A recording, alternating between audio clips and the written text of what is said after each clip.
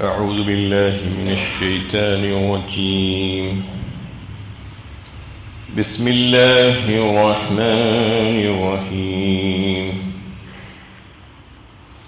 إن الذين يكفرون بالله ورسله ويريدون أن يفرقوا بين الله ورسله ويقولون نؤمن ببعض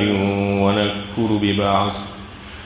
ويريدون أن يتخذوا بين ذلك سبيلا أولئك هم الكافرون حقا وأعتدنا للكافرين عذابا مهينا. جو لوگ اللہ اور اس کے رسولوں سے کفر کرتے ہیں اور چاہتے ہیں کہ اللہ اور اس کے رسولوں کے درمیان تفریق کریں اور کہتے ہیں کہ ہم کسی کو مانتے ہیں اور کسی کو نہیں مانتے اور چاہتے ہیں کہ اس کے بین کوئی راہ اختیار کرے، ایسے لوگ یقیناً کافر ہیں اور کافروں کے لیے ہم نے رسوا کن عذاب تیار کر رکھا ہے. یہ سورہ نساء کی 150 اور 151 نمبر کی آیتیں ہیں. اس میں عقیدہ ایمان کی حقیقت کو واضح کیا گیا کہ اصل میں عقیدہ ایمان کیا ہے. عقیدہ ایمان 3 جز پر مشتمل ہے. ایک ہے اللہ پر ایمان، یعنی عقیدہ توحید، اور دوسرا اس کا جز ہے عقیدہ رسالت پر ایمان، اور تیسرا جز ہے آخرت پر ایمان. یہ تینوں جز جب تک نہ ہوں گے عقیدہ ایمان کی تکمیل نہیں ہو سکتی. دنیا میں ایسے بہت سے مذاہب ہیں جو اللہ کو بھی مانتے ہیں اور آخرت کو بھی مانتے ہیں لیکن رسالت کو نہیں مانتے. وہ ایک جز ان کے پاس جز کی کمی ہوتی ہے. تو اللہ تعالیٰ اس میں فرمانا چاہ رہے ہیں کہ اگر اس میں سے ایک بھی کم ہو جائے گا تو پھر وہ کھلا کافر ہے. اس کے ایمان اس کا ایمان معتبر ہو ہی نہیں سکتا. یہ بتانا چاہ رہے ہیں. یہ آیت صراحت کے ساتھ ان لوگوں کو کافر قرار دیتی ہے جو اللہ اور اس کے رسولوں کو مانتے ہوئے کسی ایک رسول کو نہ مانے، کیونکہ ایمان وہی معتبر ہے جو خدا کی ہدایت کے مطابق ہو، نہ کہ اپنی من مانی طریقے پر. لہذا جو شخص بھی محمد صلی اللہ علیہ وسلم کو رسول نہیں مانتا، اس میں کوئی شک و شبہ کرتا ہے آپ کے رسالت میں، تو اس کا مطلب یہ ہے کہ وہ کافر ہے. وہ چاہے دیگر رسولوں کو ماننے کا کتنا ہی بلند و بانگ دعویٰ کرے، پھر بھی وہ کافر ہے. یہ بتایا جا رہا ہے اس میں. یعنی جو مذہب کو، دین کو اور دین کے عقائد کو لوگوں کے سامنے ایک تشتری میں رکھ کر پیش کرنا چاہتے ہیں اور یہ بتانا چاہتے ہیں بڑے سیکولر بن کر کہ سب راستے ایک ہی ہیں، سب راستے ایک ہی طرف جاتے ہیں، منزل ہم سب کی ایک ہی ہے. بہت ہی فلسفیانہ باتیں کرتے ہیں. آج بہت سے ایسے تعلیم یافتہ قسم کے، ماڈرن قسم کے جو لوگ ہیں جو یہ سمجھتے ہیں کہ مذہب اسلام ہی میں نجات نہیں ہے. یعنی وہ لوگوں پر یہ ظاہر کرنا چاہتے ہیں، دیگر مذاہب کے لوگوں پر، مسلمانوں کے نزدیک اسلام ہی پر منحصر نہیں ہے کہ وہ نجات حاصل ہو، بلکہ دیگر مذاہب پہ رہتے ہوئے بھی ان کی نجات ممکن ہے. جیسا کہ یہودی اپنی یہودیت پر قائم رہتے ہوئے، عیسائی اپنی عیسائیت پر قائم رہتے ہوئے، یا دیگر مذاہب کے لوگ اپنے اپنے مذاہب پر قائم رہتے ہوئے بھی نجات پا سکتے ہیں. ان کو یہ بتانا چاہتے ہیں. یہ بڑے سیکولر انداز میں گفتگو کرتے ہیں لوگوں سے. اللہ تعالیٰ یہ بتانا چاہ رہے ہیں کہ قرآن اور سنت کے فیصلوں کے خلاف یہ بالکل اگر کوئی ایسی بات کر رہا ہے تو یہ غلط بات ہے، کیونکہ نجات تو یہ تینوں اجزاء ہونے کے بعد ہی ہوگی، ورنہ ایمان کی تکمیل ہی نہیں ہوگی تو پھر نجات کہاں سے ہو سکتی. دیگر مذاہب کے پاس اگر آپ دیکھیں تو اسلام کے سوا سب کے پاس یہ ہے کہ کوئی تو ایسا ہے کہ کسی بھی رسول کو نہیں مانتا، اور کوئی ایسا ہے کہ چند رسولوں کو مانتا ہے، چند کو نہیں مانتا ہے، اور ان کے درمیان فرق کرنا چاہتا ہے. جیسا کہ یہودی ہیں. یہودی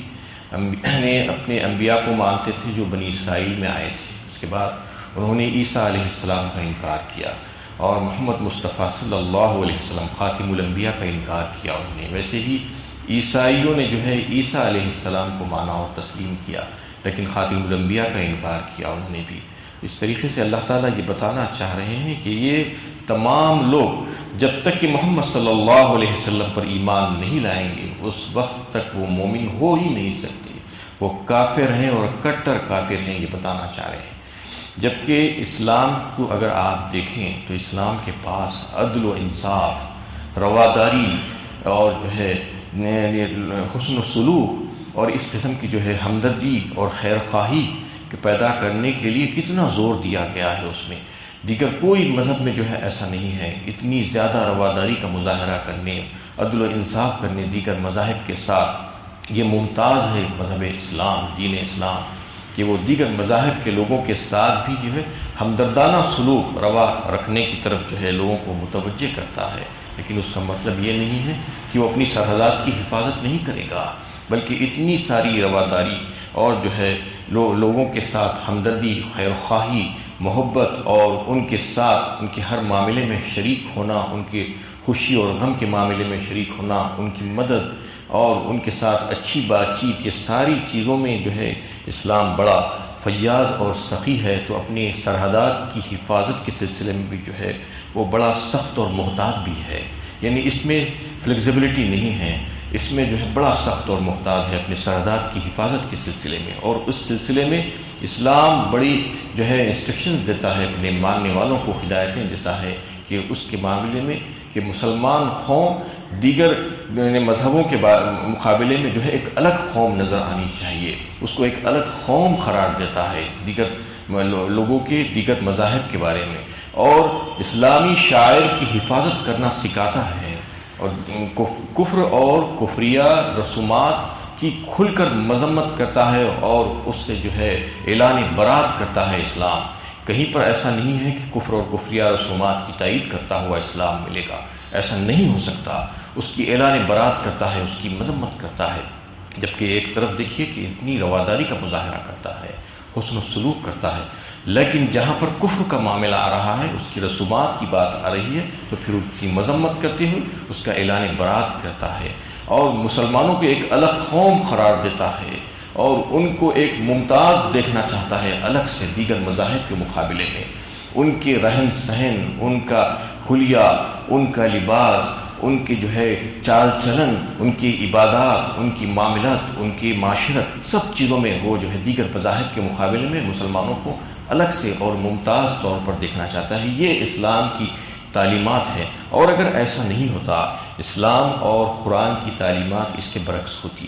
وہ یہ کہتا کہ دیگر ملت اور دیگر جو ہے مذاہب سے بھی نجات حاصل ہو سکتی ہے، کوئی دوسرے مذہب میں بھی رہ کر جو ہے اس کو آخرت کی نجات مل سکتی ہے، تو پھر اتنی تبلیغ، دین حق کی تبلیغ کے سلسلے میں اتنی محنتیں اور اتنی پوری شریعت کو نازل کرنا، قرآن کو نازل کیا جانا، آپ صلی اللہ علیہ وسلم کی بعثت اور پھر صحابہ کرام، خلفائے راشدین کی جہاد، یہ سب کے سب بیکار ہو کر رہ جاتے ہیں، اس کا کوئی مطلب ہی نہیں ہوتا اگر دین اسلام حق نہیں ہوتا۔ جبکہ اللہ تعالیٰ نے بار بار قرآن میں جو ہے یہ بات کو واضح فرمایا، ان الدین عند اللہ الاسلام، فرمایا اللہ کے نزدیک تو دین اسلام ہی ہے، ومن یبتغی غیر الاسلام دینا فلن یقبل منہ، فرمایا اللہ تعالیٰ نے سورہ آل عمران میں۔ اور اگر کوئی دین اسلام کے علاوہ کوئی اور دوسرے دین کی تلاش کرے گا، دوسرے راستے کی تلاش کرے گا، دوسرے مذہب کو اختیار کرے گا، تو سمجھ لینا چاہیے کہ اللہ کے ہاں وہ قابل قبول نہیں ہے۔ وَمَن يَبْتَغِي غَيْرَ الْإِسْلَامِ دِينًا فَلَن يُقْبَلَ مِنْهُ وَهُوَ فِي الْآخِرَةِ مِنَ الْخَاسِرِينَ، اور آخرت میں وہ خسارہ اور نقصان اٹھانے والوں میں سے ہو جائے گا۔ إِنَّ الَّذِينَ كَفَرُوا وَمَاتُوا وَهُمْ كُفَّارٌ اولئک علیہم لعنت اللہ والملائکۃ والناس اجمعین، فرمایا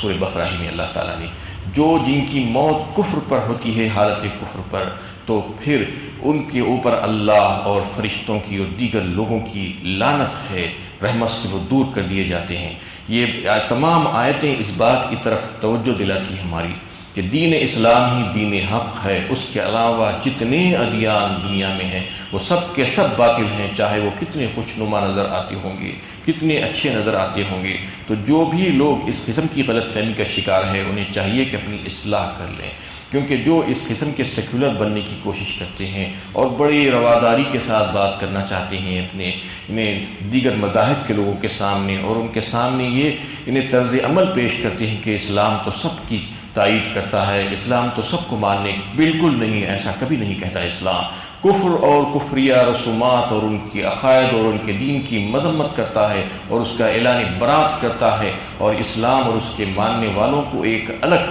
قرار دیتا ہے، ممتاز دیکھنا چاہتا ہے۔ اور مسلمانوں کو چاہیے کہ مسلمانوں کو مسلمان بن کر رہنا چاہیے، اور وہ اپنا تشخص، اپنی شخصیت کو جو ہے الگ سے پیش کرنا چاہیے کہ وہ اسلام کے ماننے والے ہیں۔ ان کو دیکھنے سے جو ہے یہ اندازہ ہو جانا چاہیے، اسلام تو یہی چاہتا ہے کہ مشابہت نہ ہو، غیر مسلموں کے ساتھ تمہاری کسی بھی معاملے میں مشابہت نہ ہو، نہ کہ حلیے سے، نہ کہ تمہارے چہرے سے، نہ کہ تمہارے لباس سے، نہ تمہارے رہن سہن سے، نہ تمہارے طور طریقوں سے، نہ تمہاری بات چیت سے، نہ تمہاری عبادت سے، نہ تمہارے معاملات سے، کسی بھی معاملے میں تم جو ہے الگ اور ممتاز ہونا چاہیے۔ یہ اسلام کا طریقہ ہے۔ اس میں اللہ تعالیٰ نے بالکل واضح فرما دیا کہ اس کے علاوہ جو بھی راستہ ڈھونڈنے کی کوشش کرے گا اور رسولوں کے بیچ میں تفریق کرنے کی کوشش کرے گا تو اس کو یہ سمجھ لینا چاہیے کہ وہی کافر ہے، اور اس کے لیے عذاب مہین، ذلت اور رسوائی والا عذاب تیار ہے۔ اس سلسلے میں سورہ بقرہ کی ایک آیت ہے، ان الذین آمنوا والذین ہادوا والنصارى والسابئین من آمن باللہ والیوم الآخر وعمل صالحا فلهم اجرهم عند ربهم ولا خوف علیہم ولا هم يحزنون۔ لوگوں کو جو ہے شک و شبے میں ڈال دیتی ہے بعض وقت، اور مخالفے میں پڑ جاتے ہیں لوگ یہ آیت کی وجہ سے۔ یہ سمجھتے ہیں کہ اس میں تو یہ بات بتائی گئی ہے کہ جو ایمان لائے اور عمل صالح کیے، چاہے وہ یہودی ہو، چاہے نصارہ ہو، چاہے سابی ہو،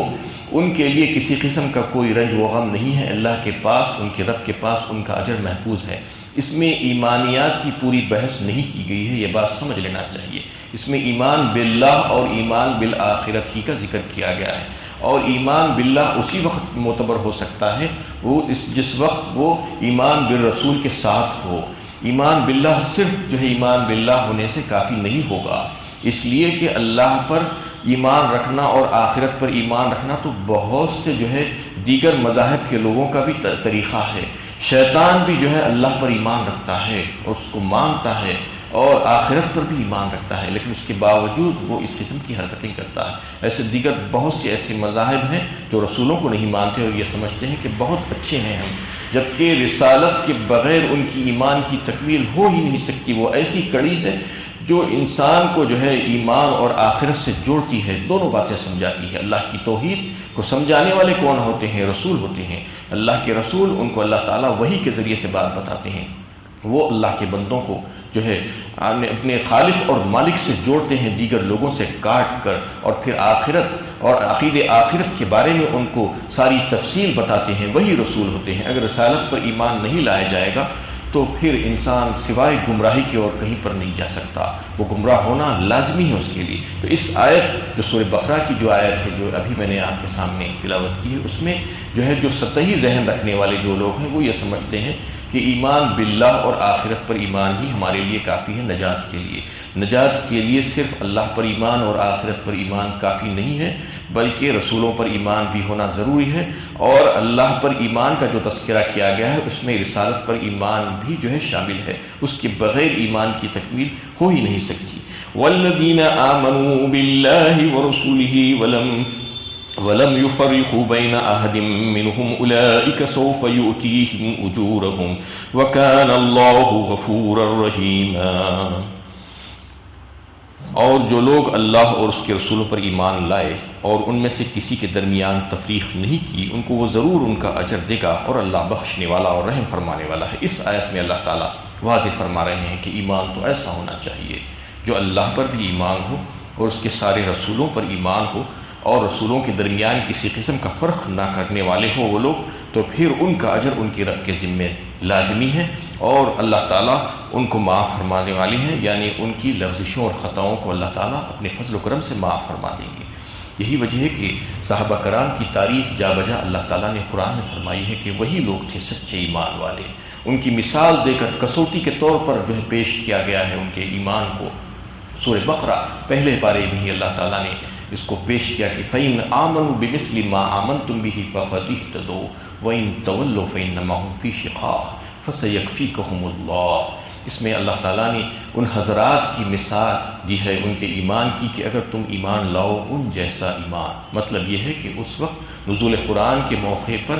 جو مومن بندے تھے وہ صحابہ کرام ہی تھے اور کوئی اور نہیں تھے۔ ان کے ایمان کی تعریف فرمائی ہے کہ اگر تم ان جیسا ایمان لا لو گے تو تمہارے لیے ہدایت لازمی ہے، تم ہدایت پا جاؤ گے، اور اگر اس سے روگردانی کرو گے فَإِن تَوَلُّوا فَإِنَّمَا هُمْ فِي شِقَاقٍ، اور اختلافات کرو گے تو پھر سمجھ لو کہ اللہ تعالیٰ تمہاری طرف سے ان کے لیے کافی ہے۔ یعنی جو اختلافات کر رہے ہیں ان کا مقابلہ اللہ تعالیٰ کر لیں گے اور ان سے انتقام لے لیں گے، ان کو جو سزا دینا ہے دے لیں گے، اللہ تعالیٰ کافی ہے۔ فَسَيَكْفِيكَهُمُ اللَّهُ فرمایا، تو ان کے ایمان کی تعریف فرمائی اللہ تعالیٰ نے، اور اس آیت میں بھی بتا دیا گیا کہ ایمان تو یہی ہے جو نجات آخرت کے لیے ضروری ہے، جو اللہ پر بھی ایمان ہو اور تمام انبیاء اور رسولوں پر بھی ایمان ہو اور آخرت پر بھی ایمان ہو، اور کسی رسول میں جو ہے کوئی تفریق نہیں کرنا چاہیے، سب رسولوں پر ایمان لانے والا ہی سچا مومن ہے۔ وآخر دعوانا ان الحمد للہ رب العالمین۔